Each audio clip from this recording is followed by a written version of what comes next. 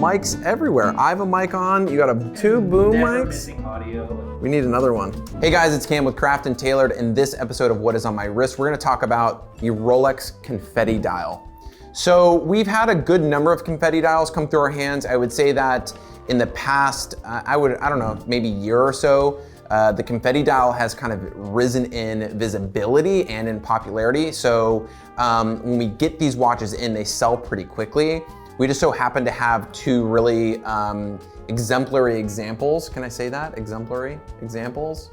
Exemplary examples of Rolex confetti dials. And I wanted to take a minute to just kind of go over what the confetti dial is, talk a little bit about what era they kind of are seen in, and kind of highlight these two amazing pieces that we actually just have in our inventory currently.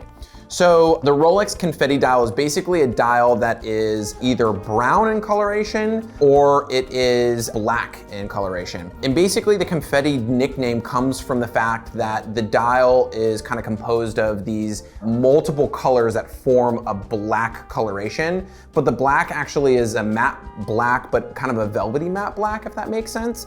And if you look at the dial closely, you'll see that the dial is composed of like these kind of little specks of coloration that kind of looks like confetti if you were to throw it up in the air. The colors that I see in a confetti dial are basically like blue, green, red, and of course black in the dial.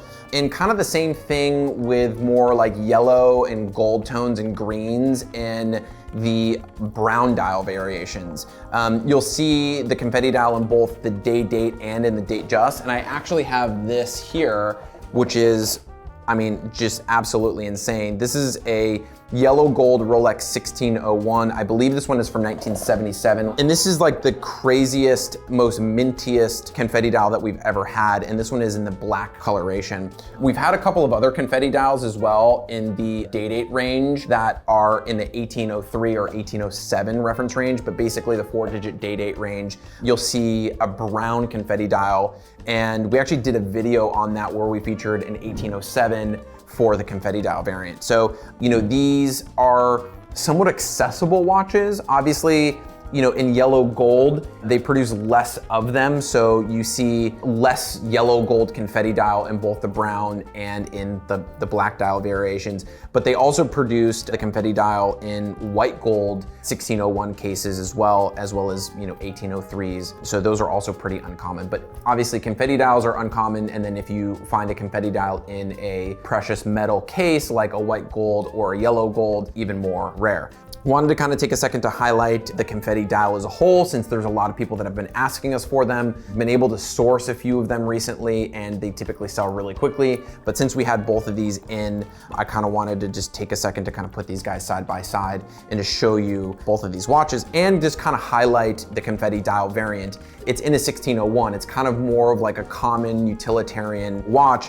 Years ago, people weren't even recognizing that the dials were, you know, sparkly or, you know, confetti-like or whatever. I've heard a couple of kind of old-time dealers refer to them as like the sparkle dials, but I don't really think that this dial variant was celebrated up until maybe the past couple of years, where people really started to pay close attention to that little subtle variance in the dial in a seemingly bread and butter Rolex, if that is even a thing. The 1601s, the 1803s, those references are more readily available, but even in those more readily available references, there's still kind of these, you know, little nuances which are very collectible.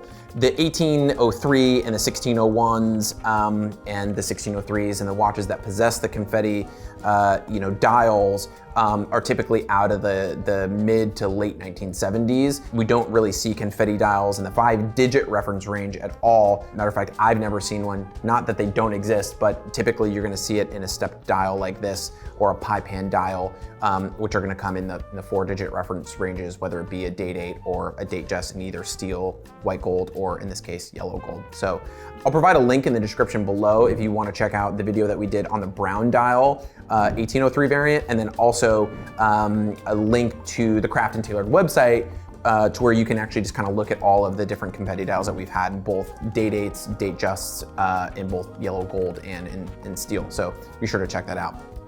As always, guys, thanks for tuning in. Be sure to like, comment, and subscribe. If you haven't done so already, follow us on TikTok and on Instagram at Craft and Tailored. And if you've got questions, we're here and happy to help. Drop us a line at info@craftandtailored.com.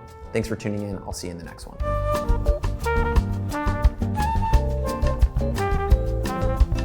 Maybe we can add in some infographics here, Pete. You know, like me throwing confetti in the air.